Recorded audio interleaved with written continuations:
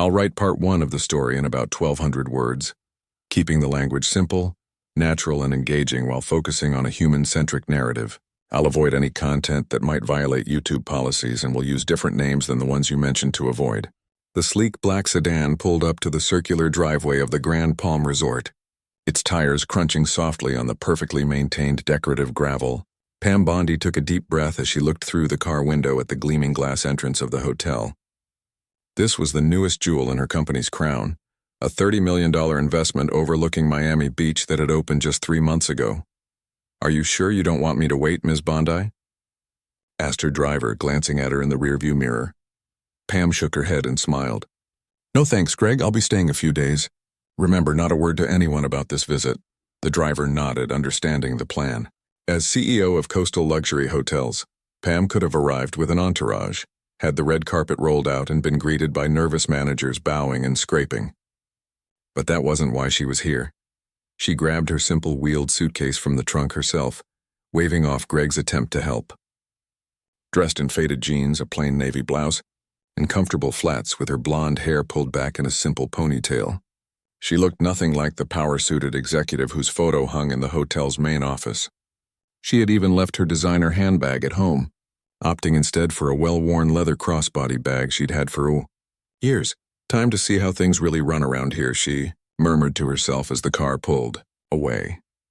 The glass doors slid open with a soft whoosh, revealing the hotel's grand lobby. Pam paused for a moment, taking it all in. The soaring ceiling, the magnificent water feature that served as the centerpiece, the gleaming marble floors. It all looked exactly as it had in the photographs and plans she'd approved. But Pam knew better than most that appearances could be deceiving. She approached the front desk where 3 staff members were working. A young man with slightly wrinkled shirt sleeves was helping an elderly couple. A woman with perfectly styled hair was tapping away at her computer. The third, a man with a name tag reading Tom, was staring at his phone under the counter, not even bothering to look up as Pam approached. Pam stood there for a full 30 seconds before clearing her throat. Tom's head snapped up, his eyes widening slightly as if he'd forgotten he was at work. "Oh, sorry," he said, not sounding sorry at all. "Checking in?" "Yes, please," Pam replied pleasantly. "The name is Patricia Watson." She had booked under her maiden name to ensure no one would recognize her. Tom tapped at his keyboard with obvious boredom. "ID and credit card," he said flatly, not making eye contact. Pam handed over the requested items, watching carefully as Tom processed them. He didn't explain any of the hotel amenities or mention the property's features. He didn't smile or welcome her. He simply slid her room key across the counter. "Room 547. Elevators are over there," he said, vaguely waving his hand toward the right side of the lobby. "Thank you. Could you tell me about breakfast hours?" Pam asked, testing him. Tom sighed as if she'd asked him to recite the entire history of Western civilization. "It's in the welcome packet in your room," he said, already looking past her to check his phone again. Pam nodded and rolled her suitcase toward the elevators, making mental notes. This was exactly why she did these mystery visits. Coastal Luxury's training manual dedicated 3 full pages to proper guest greeting procedures. Tom had violated at least 7 of them in their brief interaction. The elevator was spotless, at least. Pam pressed the button for the 5th floor and leaned against the wall, reflecting on how she'd gotten here. 23 years ago, she'd started as a housekeeper at a small beachside motel while putting herself through college. She'd worked her way up through every position imaginable: front desk clerk, events coordinator, accountant, assistant manager, and finally hotel manager. When the original owner retired, she'd scraped together everything she had for a down payment and convinced a bank to loan her the rest. That first hotel had been successful enough to buy a second, then a third. Now, 15 years later, Coastal Luxury operated 27 properties across the country. The elevator doors opened, and Pam followed the signs to her room.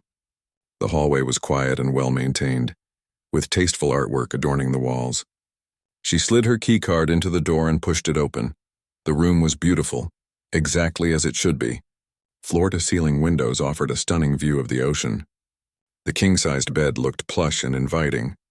The bathroom gleamed with marble and glass. Pam set down her suitcase and began her inspection, checking every corner and detail with practiced eyes. She ran her finger along the top of the picture frames. Clean. She checked under the bed, spotless. She examined the grout in the shower. Perfect.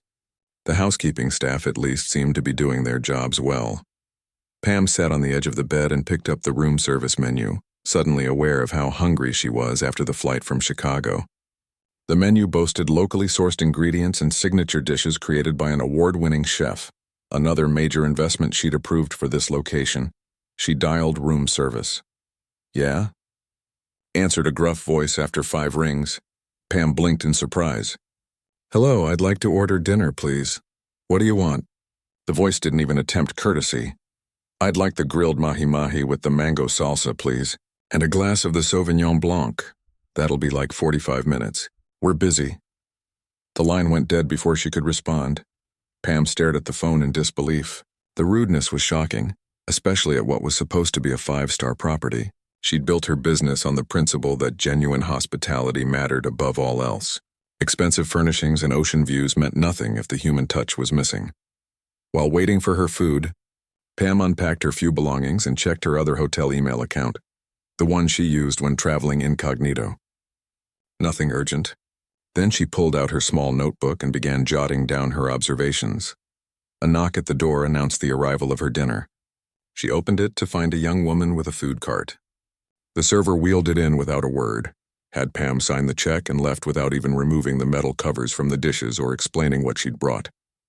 Pam lifted the covers herself. The fish looked beautiful, at least. She took a bite and nodded appreciatively. The food, thankfully, lived up to expectations. The chef, it seemed, was doing his job properly. After dinner, Pam decided to explore the hotel. She wanted to see the pool area, the fitness center, and the beach access before turning in for the night. In the hallway, she passed a housekeeper pushing a cart. Excuse me, Pam said with a smile. Could you tell me how to get to the pool? The woman, whose name tag read Lena, broke into a warm smile. Of course. Take the elevators down to the lobby level, then follow the signs past the restaurant.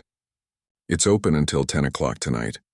The view of the sunset from there is absolutely beautiful. You should hurry if you want to catch it. Pam thanked her, feeling a small spark of hope. This was the kind of interaction she expected from her staff. Helpful, warm, and genuine. Maybe the problems were isolated to just a few employees. As she headed toward the elevator, Pam reflected that tomorrow would be telling. She planned to use all the hotel facilities, make several requests, and interact with as many staff members as possible. She would give this beautiful property every chance to shine or to reveal its flaws. What she didn't know was that the most revealing interaction of all was still to come. I've written a detailed 200-word narrative for part 1 of Pam Bondi's story.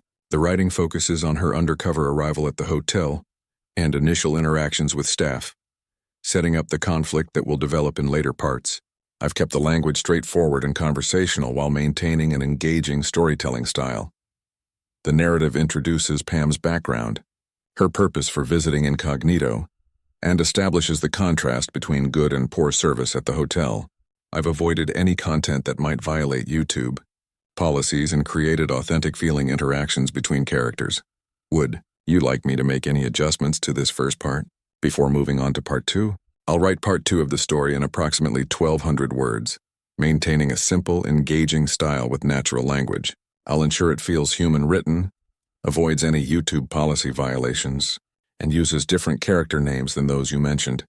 Pam woke early the next morning, just as the first rays of sunlight streamed through the gap in her curtains.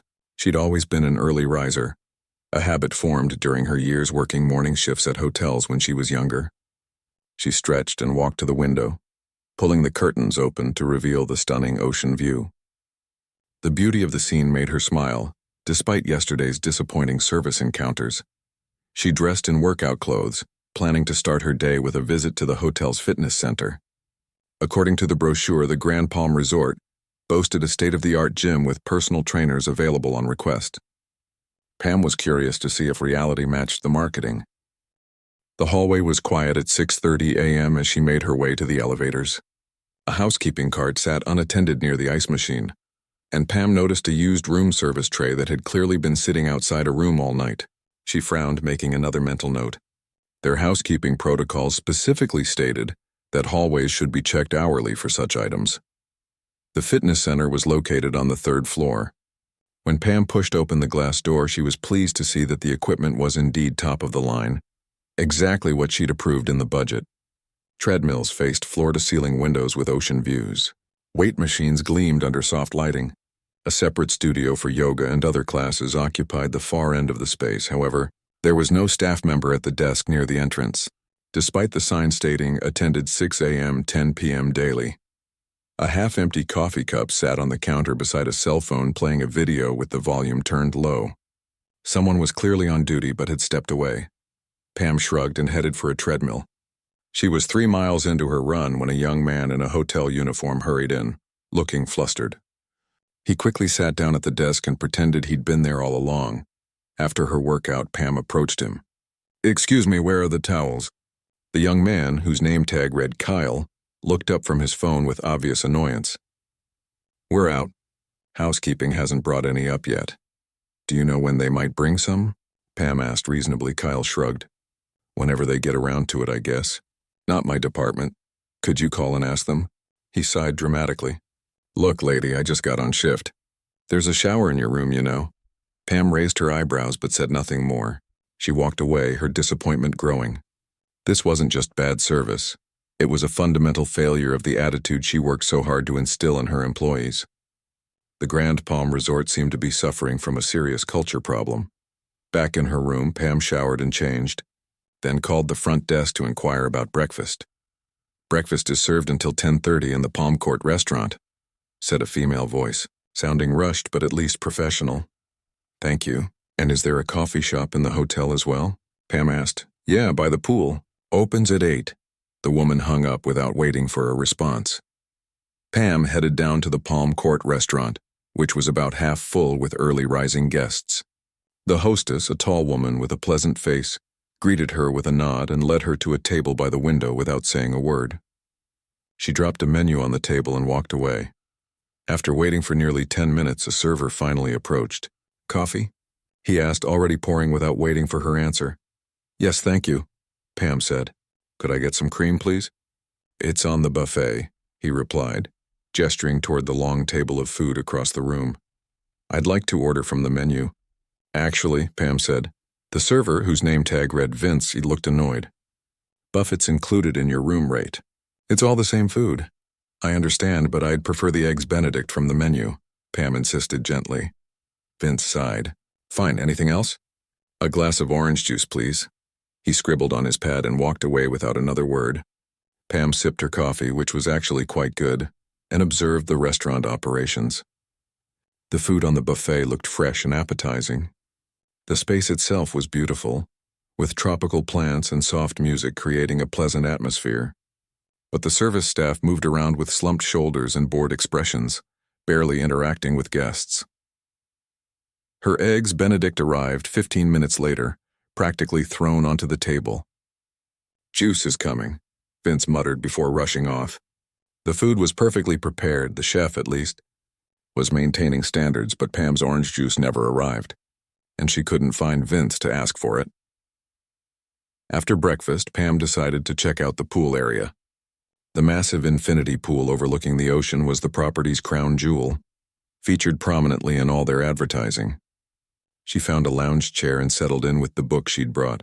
A pool attendant was helping an older couple set up chairs under an umbrella nearby.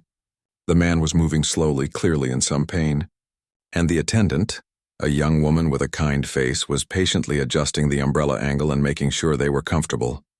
"Is there anything else I can get for you?" "Perhaps some cold water?" the attendant asked them. "That would be wonderful." "Thank you," the older woman replied. The attendant, whose name tag read Diane, hurried off and returned promptly with 2 bottles of water and some extra towels. "Just wave if you need anything else," she said with a genuine smile before moving on to help another guest. Pam watched the interaction with interest. Here, finally, was an employee who understood what hospitality meant. She made a note of Diane's name in her small notebook. After an hour by the pool, Pam decided to try ordering lunch from the poolside service. She raised her hand to signal one of the servers walking by, but they ignored her. She tried again with another server, who glanced her way but kept walking. Finally, she stood up and approached the pool bar directly. "Excuse me," she said to the bartender, a middle-aged man with a tired face. "I've been trying to order some lunch, but no one seems to be taking orders at the chairs." The bartender looked around. "Yeah, we're short-staffed today. You can order here if you want." "The sign says there's chair service," Pam pointed out. He shrugged. "Supposed to be." Half the staff called out sick. Again. There was a hint of bitterness in his voice. This caught Pam's attention. "Does that happen often?" The bartender, whose name tag read Pete, seemed to consider whether to say more. "Let's just say morale isn't exactly high around here lately." Pam ordered a salad and returned to her chair, thinking about Pete's comment. Staff calling out sick in large numbers was often a symptom of deeper problems. She'd seen it before at other properties. A toxic manager or unfair policies could quickly destroy workplace culture.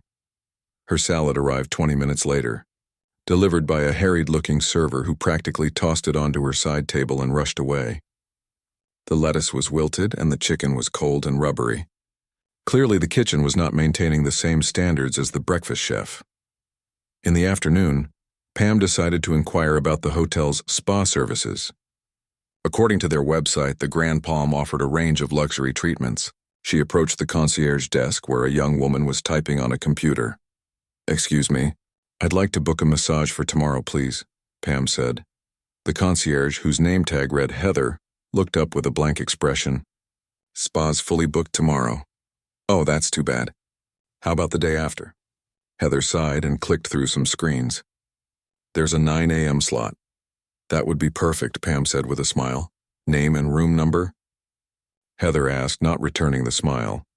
"Patricia Watson, room 547. Heather typed the information and then said flatly, "Be there 15 minutes early. Cancellations less than 4 hours' notice will be charged full price." "Thank you," Pam said.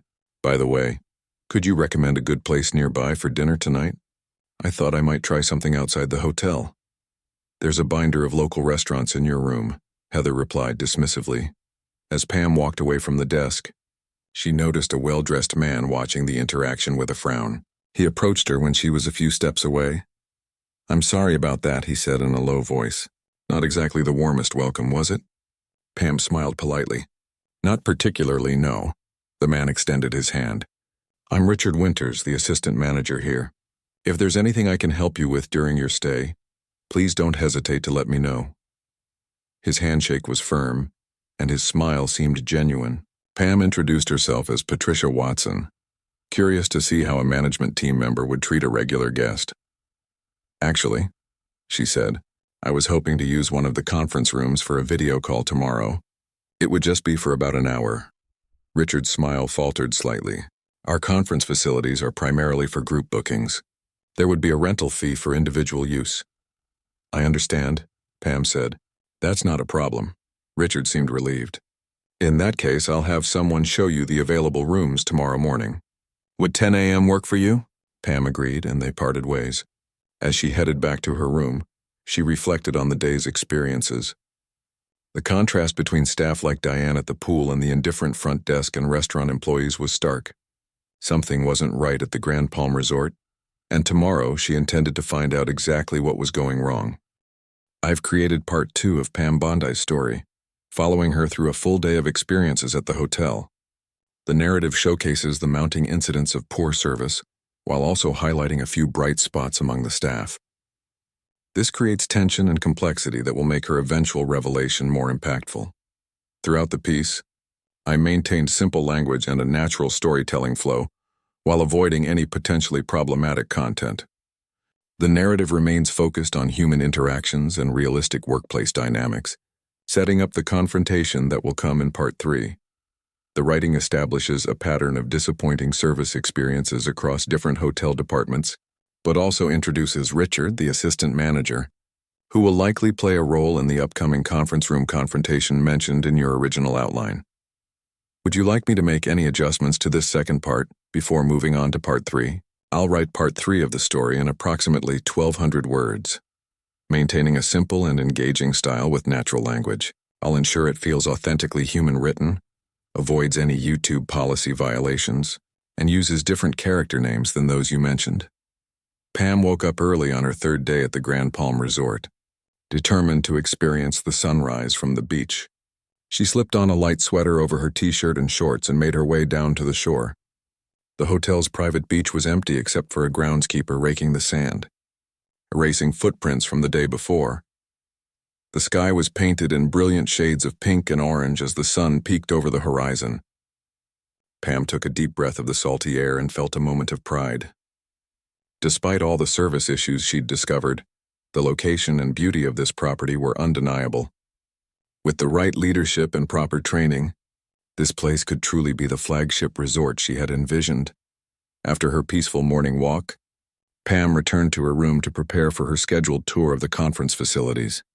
She dressed in slightly more business casual attire, dark slacks and a crisp blouse, thinking it might help her be taken more seriously than the jeans and t-shirts she'd been wearing. At precisely 10 a.m., she arrived at the concierge desk where Richard had told her to meet him. He wasn't there, but Heather from yesterday was. "I'm supposed to meet Richard to look at conference rooms," Pam explained. Heather barely glanced up from her computer. "He called in sick. Dave will help you instead." Pam raised an eyebrow. "And where might I find Dave?" Heather pointed vaguely toward a hallway. "Facilities office. Down there, last door on the left," thanking her. Pam followed the directions and found a door marked Facilities Management. She knocked and heard a gruff, "Come in." The office was small and cluttered with maintenance logs, floor plans, and various equipment catalogs. A heavy-set man with thinning hair sat behind the desk, typing furiously on a keyboard with 2 fingers. He looked up with obvious annoyance at the interruption. "Are you Dave?" Pam asked. "Yeah, you must be the lady who wants a conference room." His tone suggested this was an enormous inconvenience. "I've got a million things to deal with this morning, but Richard said I had to show you." "I appreciate your time," Pam said politely. "I only need about an hour for a video call later today." Dave sighed dramatically and heaved himself out of his chair. "Follow me." He led her down a corridor to the hotel's conference center, a separate wing designed for business meetings and small conventions. The spaces were beautiful, with high ceilings, state-of-the-art technology, and floor-to-ceiling windows overlooking the ocean. Dave showed her 3 different rooms without enthusiasm, barely explaining any of the features. "This one's probably your best bet," he said, opening the door to the smallest room, which still had a large conference table that could seat 12. "It's $200 per hour, minimum 2 hours." Pam nodded. "That should be fine. Would it be available around 2 p.m. today?" Dave pulled out his phone and checked something. "Yeah, it's open. You'll need to go to the front desk to pay and get a key card programmed for access." "Perfect. Could you show me how the video conferencing equipment works?" Pam asked, pointing to the large screen on the wall. Dave's expression darkened. "Look, lady, I'm not tech support. I just manage the space. If you need help with that stuff, you'll have to call the IT guy, and he's off today." "I see," Pam said, keeping her voice even. "So if I have technical problems during my meeting, there's no one who can help me?" "Not my department," Dave said with a shrug. "But it's pretty simple. HDMI cable goes from your laptop to the port on the table. Even my grandmother could figure it out." The condescension in his voice was unmistakable. Pam took a deep breath, reminding herself that this was exactly why she did these undercover visits. No amount of written reports or scheduled inspections could reveal this kind of attitude. "I'm sure I'll manage somehow," she said dryly. Dave was already heading for the door. "Great.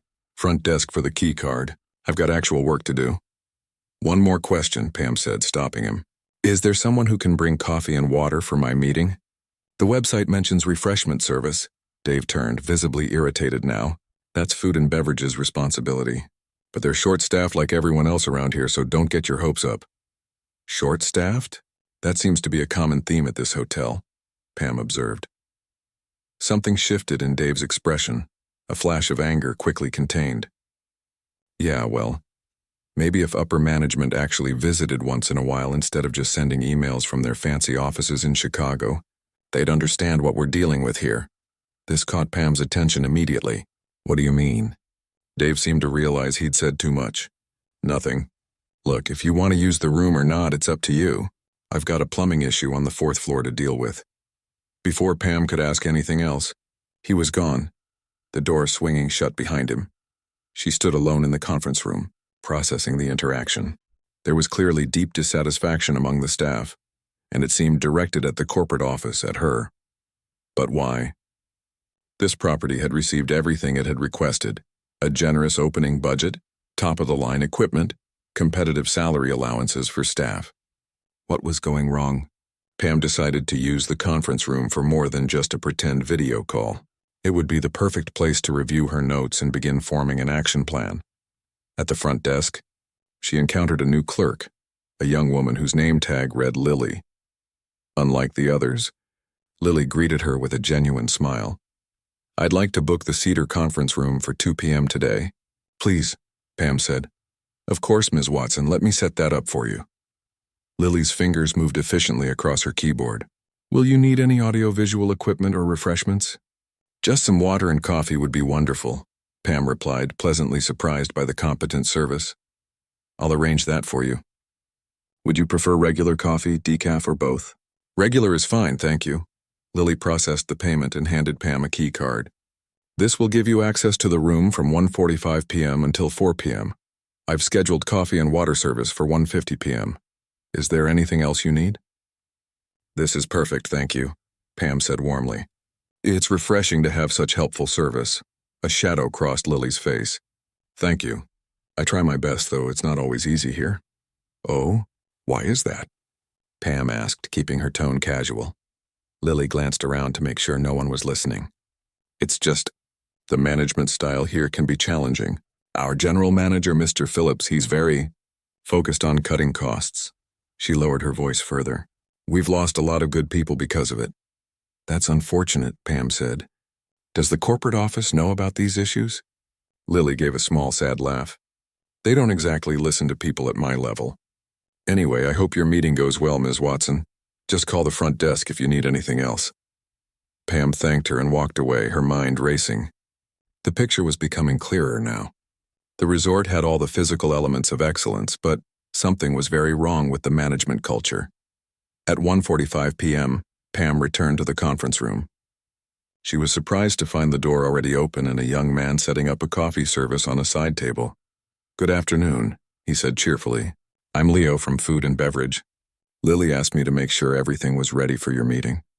I brought coffee, water, and some cookies as well." "That's very kind, thank you, Leo," Pam said, setting her laptop and notebook on the conference table. "No problem at all. Will your other meeting participants be arriving soon?" "Actually, it's just a video call," Pam explained. "But I appreciate the setup." "Great. Let me know if you need anything else. The phone on the wall connects directly to the kitchen if you do." With a friendly nod, Leo left. Pam sat down and opened her laptop, not to join a video call, but to review her notes from the past 2 days. She'd created a spreadsheet documenting each interaction, rating the service quality and noting specific issues. The pattern was clear: isolated pockets of good service surrounded by a sea of indifference and sometimes outright hostility. She was deep in thought when the door suddenly burst open. Dave stormed in, followed by a tall, thin man in an expensive suit. "This is her, Mr. Phillips," Dave said accusingly. "She's been asking questions all over the hotel, making notes about the staff. I think she's a spy from the Ocean View chain trying to poach our people." The man in the suit, presumably the general manager Lily had mentioned, looked Pam up and down with cold eyes. "Ma'am, I'm Gregory Phillips, general manager of this resort.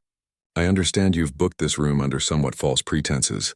May I ask what you're really doing here?" His tone was icy and confrontational. Dave stood behind him, arms crossed, looking triumphant. Pam closed her laptop slowly and regarded them both with a calm expression. The moment of truth had arrived sooner than she'd expected. "Actually, Mr. Phillips," she said, rising from her chair, "I think it's time we had a proper introduction. My name is not Patricia Watson." She reached into her purse and pulled out her business card, sliding it across the table toward them. "I'm Pamela Bondi, CEO of Coastal Luxury Hotels, and we need to talk about what's happening at my resort. I've written part 3 of Pam Bondi's story, building up to the pivotal moment of revelation.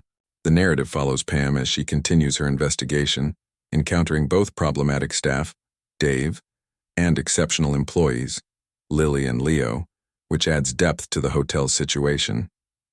The story maintains tension throughout, culminating in the dramatic confrontation where Pam finally reveals her true identity. Throughout this section, I've maintained simple, accessible language while creating realistic dialogue and situations. The writing focuses on human interactions and workplace dynamics, avoiding any content that might violate YouTube policies.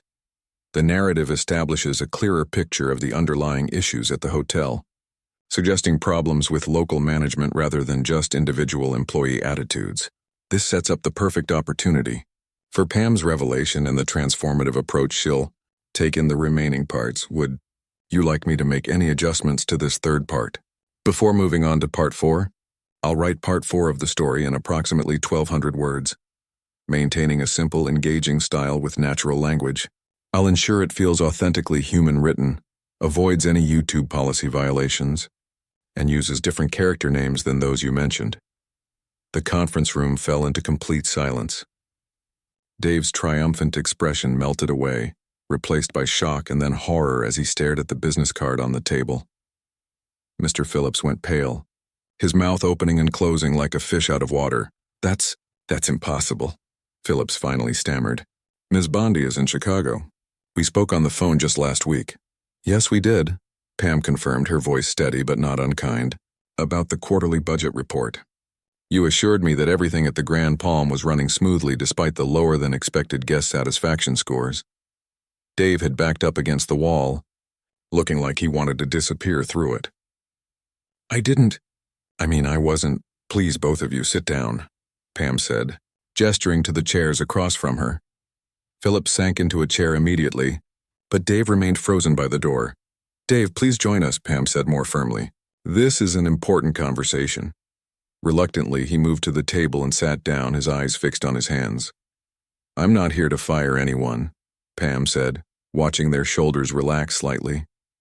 "I'm here to understand what's really happening at this property. Clearly there are issues that aren't making it into the reports I receive." Phillips cleared his throat. "Ms. Bondi, I can explain. We've had some staffing challenges." "I'd like to hear from Dave first," Pam interrupted, turning to the facilities manager. "Earlier, you mentioned something about upper management not understanding what you're dealing with here. This is your chance to tell me directly. No repercussions, just honest feedback." Dave looked at Phillips nervously, then back at Pam. He seemed to be weighing his options. "It's okay," Pam encouraged. "I need to know the truth if I'm going to help fix things." Dave took a deep breath. "We're understaffed. Badly. Mr. Phillips has been cutting positions and not replacing people when they leave. We're all doing the jobs of 2 or 3 people and it's burning everyone out." Phillips jumped in. "That's not fair. The budget constraints from corporate. The budget I approved included full staffing," Pam said quietly, looking directly at Phillips. "In fact, this property has one of the highest personnel budgets in our entire chain because of its size and luxury positioning." Phillips fidgeted with his tie. "Yes, well, I've been trying to improve our profit margins. The board seemed very concerned about the initial return on investment, and I thought, you thought you'd impress me by cutting corners on our most important asset, our people," Pam finished for him. She turned back to Dave. "What else?" "I've noticed many employees seem unhappy, even hostile toward guests." Dave hesitated, then seemed to decide he had nothing to lose. "Morale is rock bottom. There are no staff appreciation events anymore. The employee cafeteria food is terrible now. Break rooms have been converted to storage. Training is basically non-existent. New hires get thrown into the deep end with no preparation." With each point, Phillips seemed to sink lower in his chair. "And the scheduling is brutal," Dave continued, gaining confidence. "People get their hours cut with no notice, or suddenly have to work doubles because someone quit and wasn't replaced. Everyone's exhausted and stressed. And when we try to bring these issues up," he glanced at Phillips. "What happens when you bring up these issues?" Pam pressed. "We're told to be grateful we have jobs, that there are 100 people who would take our place if we don't like it." Pam nodded thoughtfully, then turned to Phillips. "Is this true?" The general manager straightened his posture, attempting to regain some dignity. "I may have been firm about expectations, but Gregory," Pam said, using his first name deliberately, "I didn't build this company by lying to myself about problems. Please don't lie to me now." Phillips deflated. Yes, most of what he said is true. I've been focused on the numbers, not the people. The board seemed so concerned about profitability after the massive investment in this property. The board wanted sustainable success, not short-term gains at the expense of our core values, Pam corrected. Our company mission statement is literally engraved in the lobby. Exceptional experiences created by exceptional people. You can't deliver exceptional experiences with demoralized staff. She opened her notebook and turned it so they could see her notes. In the past 2 days, I've documented 47 service failures. But I've also noted 14 instances of outstanding service from staff who somehow maintain their commitment to hospitality, despite the conditions. Phillips looked genuinely surprised. 14? That many? Yes, people like Lily at the front desk, Diane at the pool, Leo from food and beverage, Pam said. Even in a broken system, good people try to do the right thing. Imagine what they could accomplish with proper support. Dave nodded slowly. Those are good kids. They keep trying despite everything. A knock at the door interrupted them.